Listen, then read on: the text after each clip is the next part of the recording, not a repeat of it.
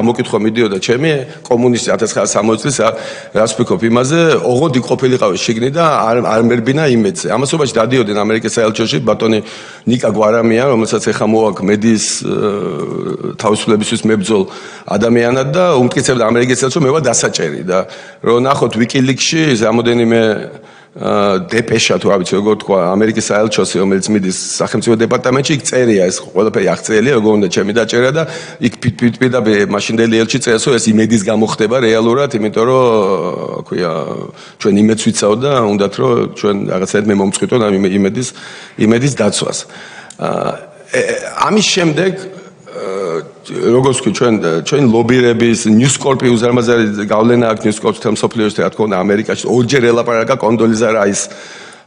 მერდოკი თვითონ მერდოკმა მითხრა მე ერთ შეხვედრაზე და სულ იძახდა რომ მე ამ ხელა სტრესის ქვეშ არ ვყოფილო კაი ხანიაო ამერიკის ესე დონეზე ამერიკის თავები რომ ხალხი მირეკავდეს და მიმტკიცებდეს რომ უნდა გამოვიდე იმედიდან რომ ეს იმედი არის რაღაც პრორუსული რომ რუსეთის შემოყვანა უნდა საქართველოს